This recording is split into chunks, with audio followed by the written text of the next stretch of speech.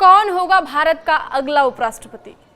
उपराष्ट्रपति पद के लिए उम्मीदवारों पर मंथन जारी है। एनडीए उम्मीदवार के नाम पर आज लगा सकती है मुहर। दिल्ली में शाम को बीजेपी संसदीय बोर्ड की बड़ी बैठक होने वाली है। नमस्कार, स्वागत है आपका। आप देख रहे हैं न्यूज़ 18 का डिजिटल प्लेटफॉर्म। मैं हूं आपके साथ रजनी चौबे।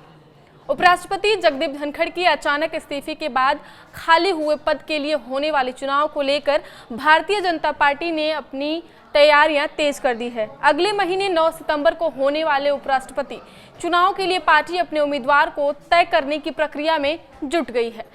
सूत्रों के मुताबिक भाजपा ने कई नामों पर विचार करना शुरू किया है, जिनमें दिल्ली के उपराज्यपाल वीके सक्सेना और बिहार के राज्यपाल आरिफ मोहम्मद खान प्रमुख दावेदार माने जा रहे हैं। सूत्रों के अनुसार गुजरात के राज्यपाल आचार्य देवव्रत, कर्नाटक के राज्यपाल थावरचंद गहलोत, सिक्किम के राज्यपाल ओम माथुर और जम्मू कश्मीर के उपराज्यपाल मनोज सिन्हा भी भाजपा की संभावित सूची में शामिल हैं। यही नहीं, राष्ट्रीय स्वयंसेवक संघ आरएसएस के विचारक शेषाद्रिचारी का नाम भी चर्चा में है। इसके अलावा राज्यसभा उपसभापति हरिवंश को भी उम्मीदवार बनाए जाने की संभावना जताई जा रही है। बताया जा रहा है कि बिहार में होने वाले आगामी विधानसभा चुनाव को देखते हुए हरिवंश का नाम राजनीतिक रूप से अहम हो सकता है।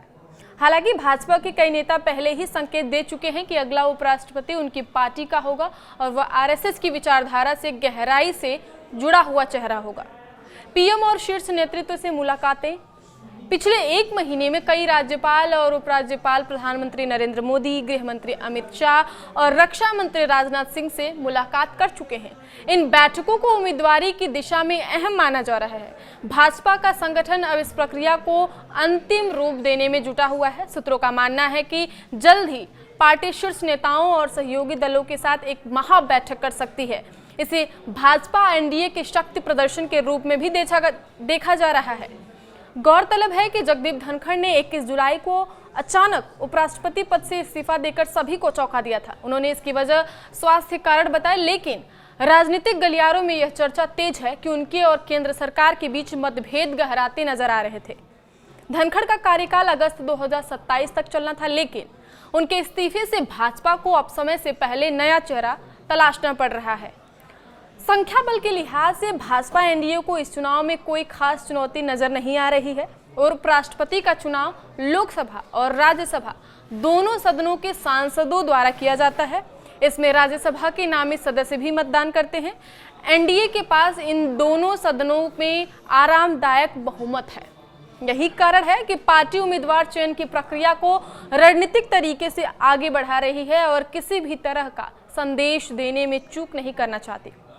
सूत्रों के अनुसार संसद के मॉनसून सत्र के दूसरे चरण की शुरुआत पर मंगलवार को भाजपा के संसदीय दल की बैठक बुलाई गई है, जिसमें सभी एनडीए सांसद शामिल होंगे। प्रधानमंत्री नरेंद्र मोदी इस बैठक में सांसदों को संबोधित कर सकते हैं। माना जा रहा है कि इस बैठक में उम्मीदवार को लेकर अंतिम फैसला हो सकता है। भारतीय संविधान के मुताबिक उपराष्ट्रपति का चुनाव 5 साल के लिए होता है। यदि मध्यावधि चुनाव होते हैं तो भी नया उपराष्ट्रपति पूरा अपना कार्यकाल यानी 5 वर्ष तक वो पूरा कार्यकाल में रहेंगे। उम्मीदवार के लिए जरूरी है कि वह भारत का नागरिक हो, कम से कम 35 वर्ष की आयु पूरी कर चुका हो और राज्यसभा का सदस्य चुने जाने की योग्यता रखता हो। कोई भी व्यक्ति सरकारी सेवा या लाभ के पद पर रहते हुए इस पद के लिए चुनाव नहीं लड़ सकता है। आगे की खबरों के लिए आप देखते रहिए न्यूज़ 18 का डिजिटल प्लेटफॉर्म। धन्यवाद।